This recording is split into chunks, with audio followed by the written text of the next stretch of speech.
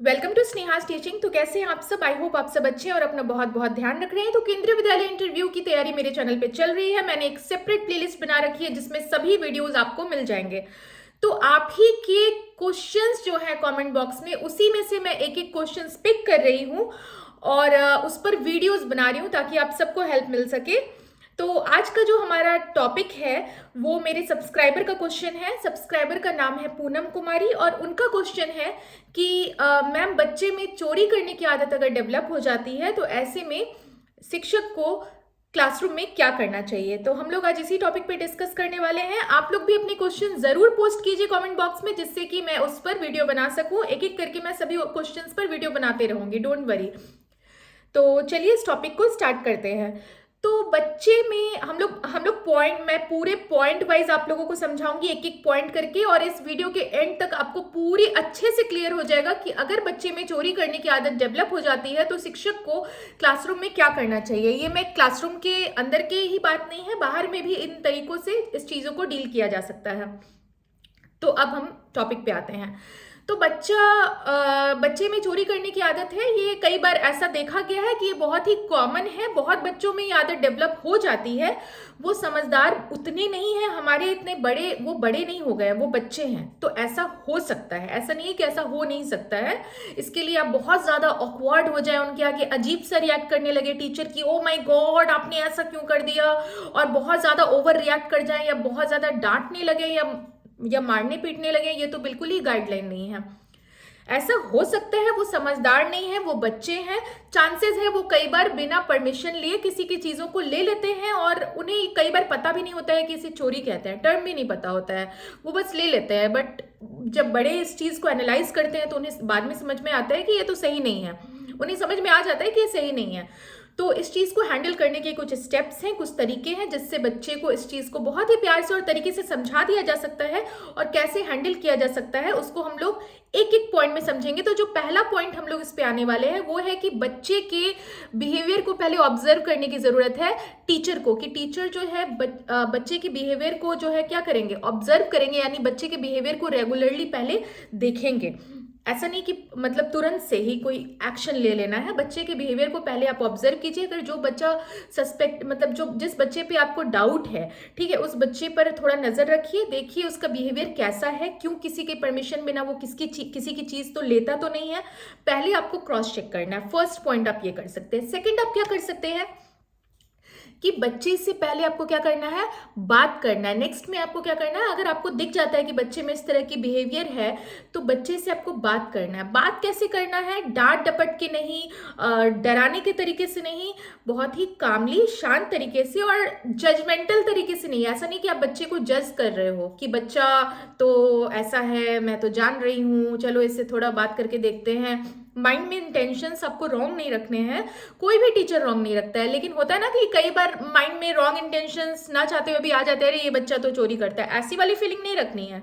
वो बच्चा है, गलतियां सबसे हो सकती है, उससे उसे हो सकता है पता भी नहीं हो चोरी क्या चीज होती है, आपको समझाना है। तो माइंड को जजमेंटल ना रखते हुए, अपने माइंड को काम रखते हुए, शांत रखते हुए आपको बच्चे से क्या करना है, बात करना है। बात करना है, उससे पहले देखना है, समझाने की कोशिश करना है, वो तो नेक्स्ट स्टेप है। पहले तो आपको बात करना है कि बेटा आपको बिना किसी की परमिशन के बिना आपको चीजें लेने की क्या जरूरत पड़ गई, आखिर ऐसा क्या था, क्यों आपने उनके परमिशन बिना लिया, है ना। उससे पहले कामली बिना जजमेंटल तरीके से बच्चे से बात कीजिए।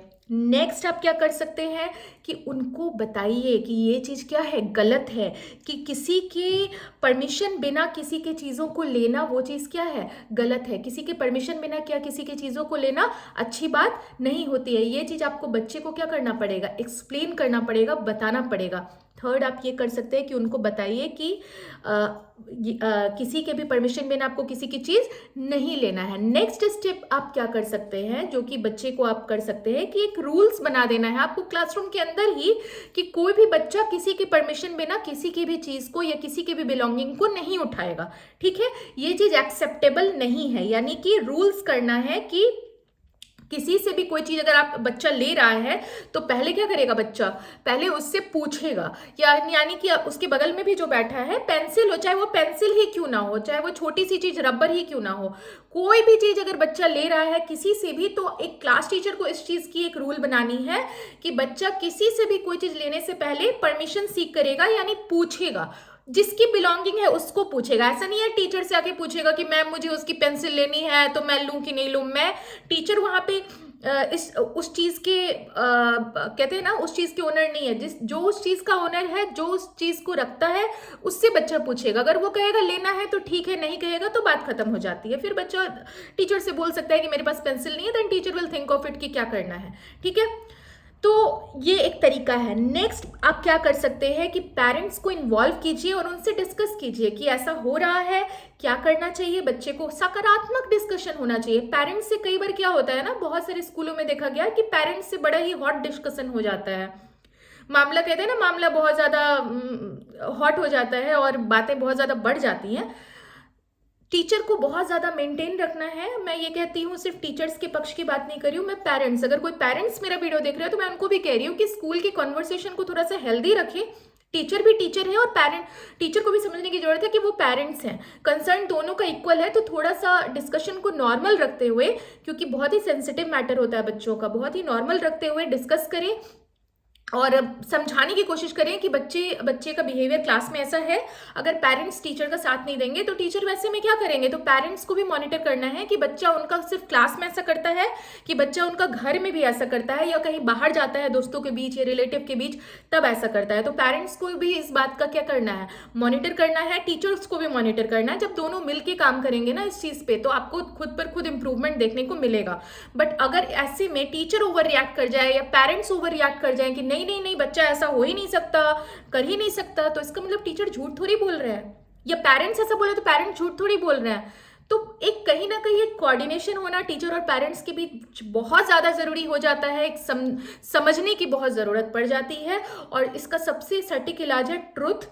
सच्चाई पर सभी को रहने की जरूरत है, और जो देख रहे हैं उस चीज को बयां कीजिए और पॉजिटिव डायरेक्शन में बताइए, बात को कामली बताइए पेरेंट्स को, और उस चीज को डील कीजिए। नेक्स्ट आप क्या कर सकते हैं कि अगर बच्चा चोरी करते पकड़ा जाता है किसी भी कारण से, तो बच्चे को उस जिसका सामान जो है वो लिया गया है उन तक ले जाइए, उस सामान को वापस करवाइए और बच्चे को सिखाइए कि अगर आपने ये चीज किया है तो ये चीज गलत है, और वो बच्चा उसको जिसका सामान लिया है उसको सॉरी बोले, यानी कि मतलब उससे माफी मांगे, क्योंकि चोरी करना कहीं से भी सही नहीं है।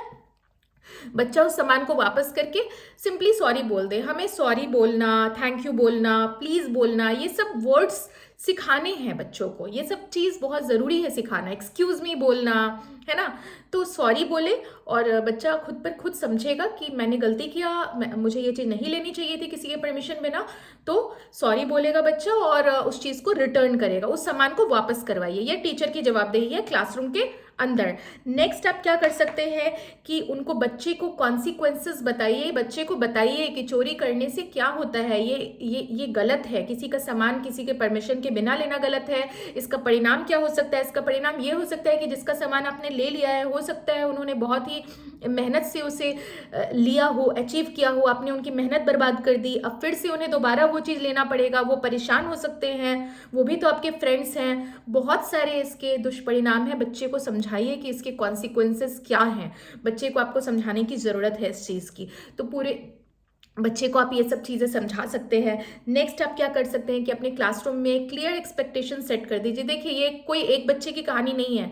छोटे बच्चे के क्लास में 2-3 में ये सब चीज़ बहुत कॉमन देखने को मिलता है। बच्चे कई बार किसी की पूछे बिना वो चीज़ उठा लेते हैं, और मैंने क्या बताया, बच्चे को पता भी नहीं होता है कि ये चीज़ चोरी कहलाती है। कई बार ऐसा होता है।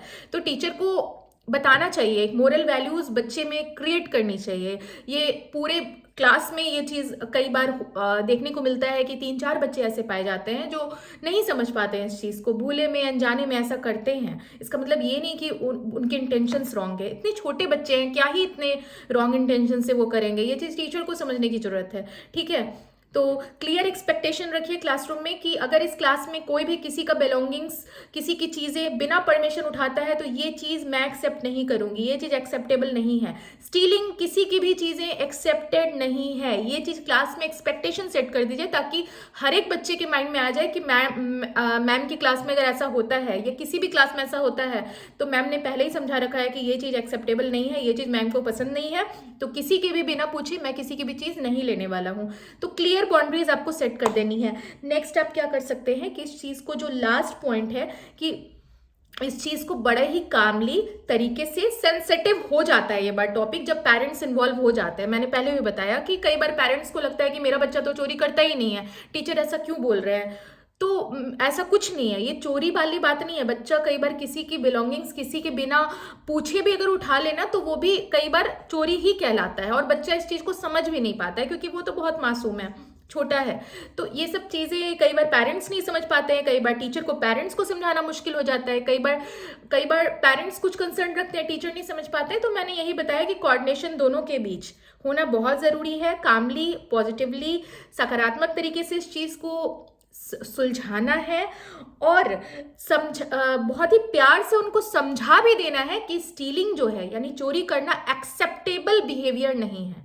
ठीक है, हर बच्चे को प्यार से, बिना, कहते हैं ना, बिना डांटे, मारना पीटना तो गाइडलाइन है ही नहीं है, बच्चे को बिना डांटे प्यार से समझा देना है कि ये एक्टिविटी, ये बिहेवियर एक्सेप्टेबल नहीं है, और अगर आप करते हैं तो इसका दुष्परिणाम क्या है, भविष्य में करते हैं तो इसका दुष्परिणाम क्या है, हर चीज़ समझा दीजिए। और सबसे पहला स्टेप है कि बच्चे से पूछिए कि आप आखिर आपको किसी के परमिशन बिना वो चीज़ लेने की ज़रूरत क्यों पड़ गई।